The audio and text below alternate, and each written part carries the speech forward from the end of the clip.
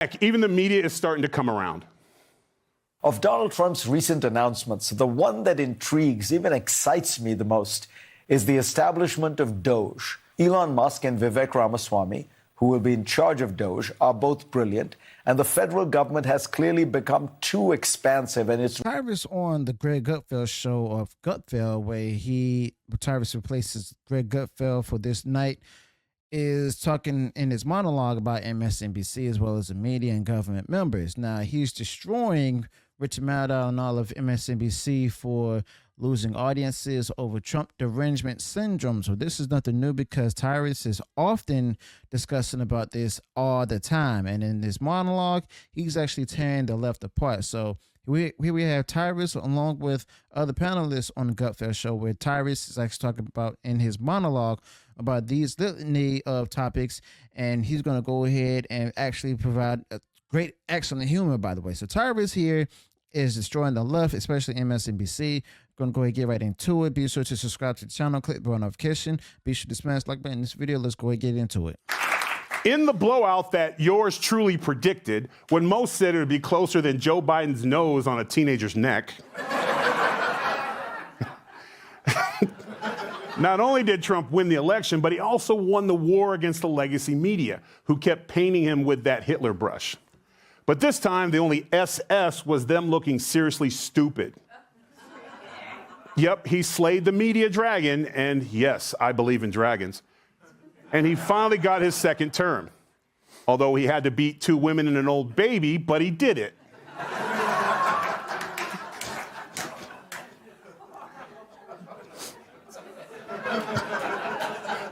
The graphics is phenomenal. Hillary and Kamala thought they'd make history when they should have been making coffee. A sexist would say. It's a sexist, it's not. I get it. Yeah. And as Trump fills out his cabinet with a diverse group of disruptors, the country is behind him. A new poll finds that 59% of Americans support how he's handling the transfer of power so far. Caitlyn Jenner called it the best transition ever.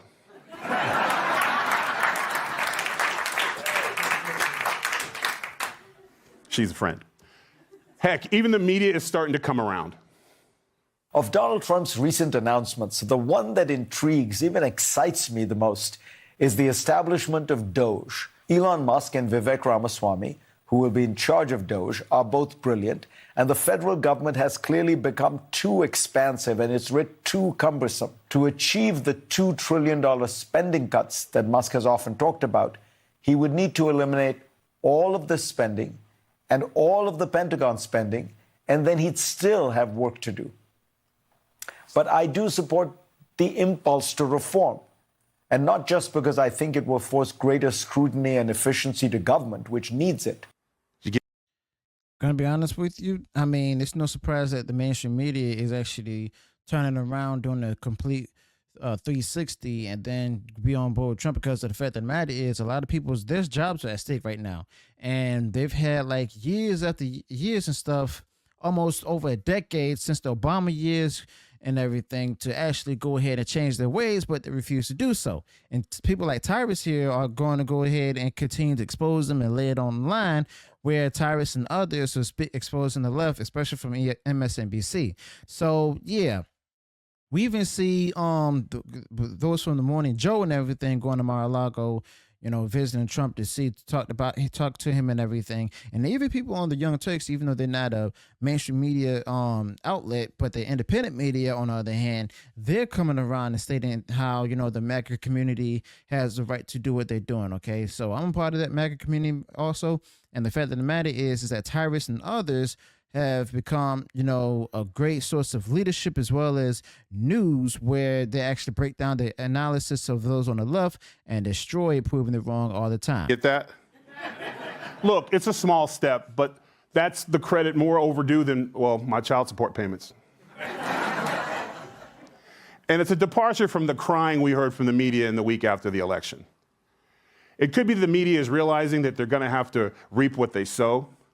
They have to be accountable now for their years of repeating lies and hoaxes. They blew it when they lied about Hunter's laptop, Russian collusion, and bat soup causing COVID, instead of just being a good source of protein. They pushed fairy tales about hookers peeing in hotel beds instead of covering the current president who is wetting his sheets every night. Good thing President Biden didn't have an electric blanket, or Kamala would have been president in 2022. So all you media hacks, I hereby banish you to where you'll never, ever be seen again. A primetime show on MSNBC. Wow.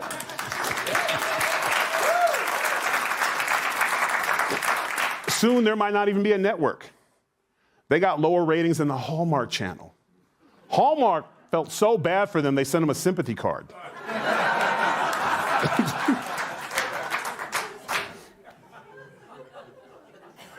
The irony is unreal. They used to be a news channel, now they're yesterday's news. They were selling a message of bitterness and division, but America has turned the page faster than someone pretending to read Hillary's new book. Now look, President Trump and his league of deplorables, myself included, we just want all Americans to have the right to pursue happiness and the American dream, whatever your dream is, unless your dream is stuffing your Thanksgiving turkey with Fruit Loops. Don't worry, RFK Jr. will put a stop to that. But it's time to be the bigger cis man. How about instead of being bros for Kamala, be bros for America?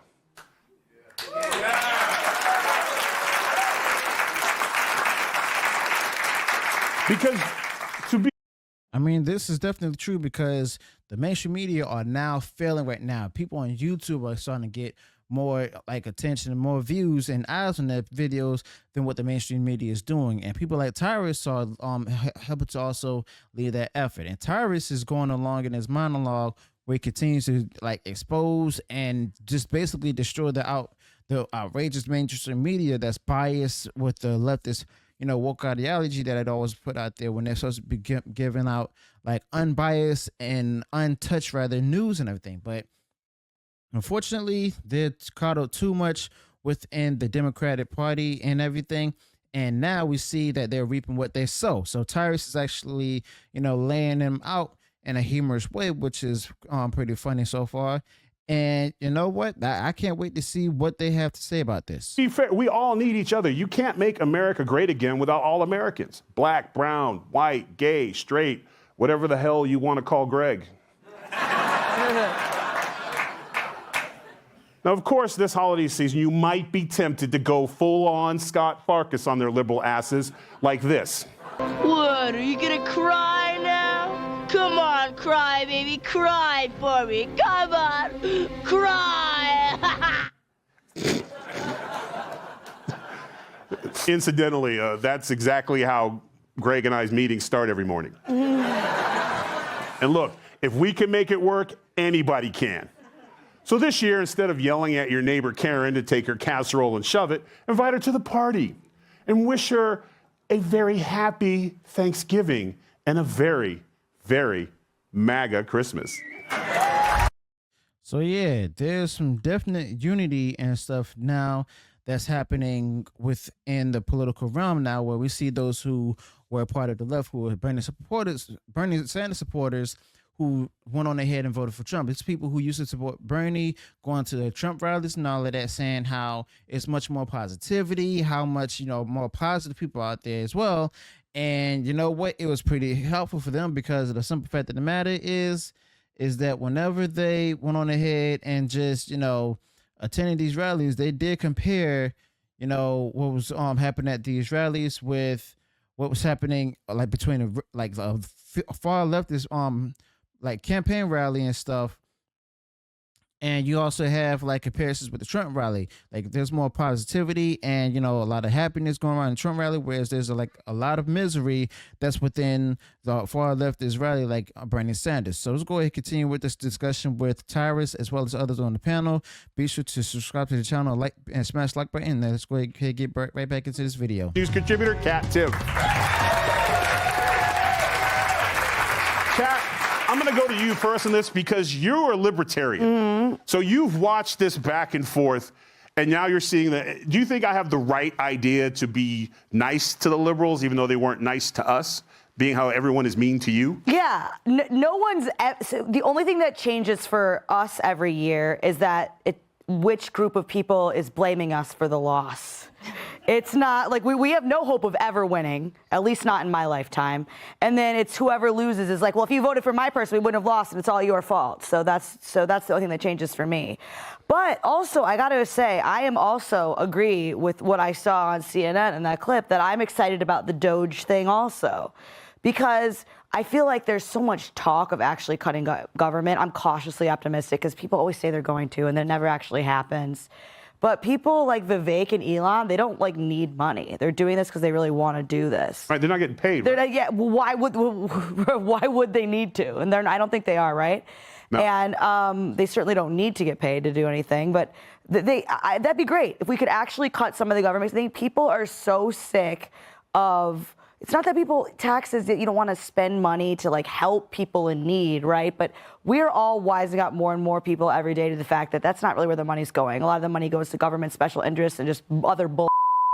And I think people would like to see their taxes be a little lower, and the waste be a little less. That would be amazing. That would be truly. Government, Glenn. I'm just kidding. No, you are super conservative. Oh, yes. Even in back in the days when we were wrestling, we would always go to him for financial advice, and it was usually to borrow money, and he always said no. It's wise choice. Yes, you're in the mix of government.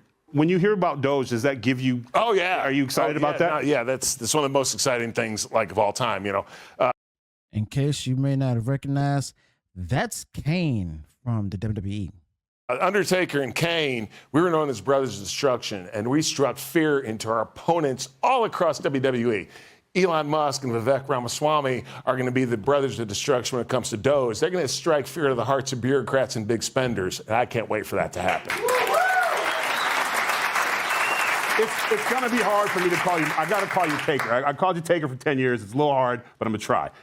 Mark Taker? Let's go Taker. I'll answer that first anyway. So Okay, cool. You have been a fan of both. Everyone's loved you. Has it been difficult with your? Now it's a little easier to come out, but for years, was it difficult for you to? Because you've been very conservative too. Yeah, just talking in general was different. You know, I could be in front of 80,000 people as Undertaker and let it go, right? And Right. fine.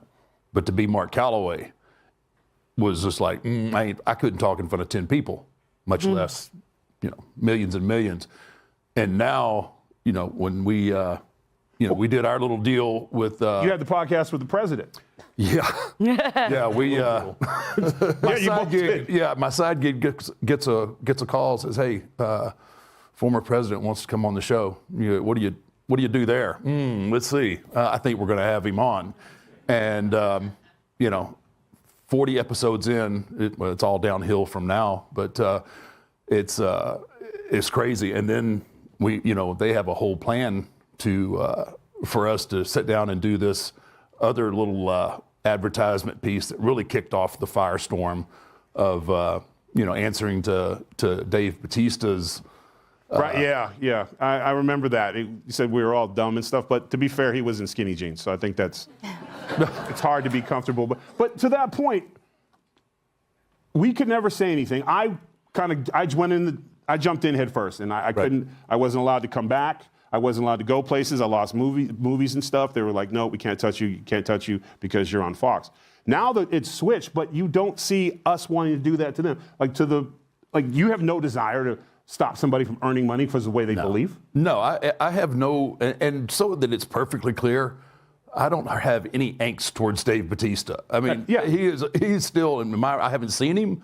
But he's still a good friend of mine, and somebody that if I saw him, I would give him a big hug. Mick Foley too. I mean, I don't care what your politics are. You're wrong. Everybody knows it. Yeah. But I still love you, and I'm going to say hello, and I'm going to give you a hug whether you want it or not when I see you. So I think people, if they would adopt that a little bit more and not get so much vitriol and so much hate over politics. It's just ridiculous. It is. Now, I'm going to have to agree with Undertaker. Yes, I'm going to call him Undertaker instead of Mark. where he actually states that, you know, he's going to love you regardless, even though you're wrong in everything and your ideology. And also Tyrus mentions that, you know, there's been a big shift and stuff with the ideology within Hollywood itself, because of the fact that the matter is all these companies are fearful of a Trump presidency, and they want to make sure they go ahead and try to get things right with, at least with the fans and everything.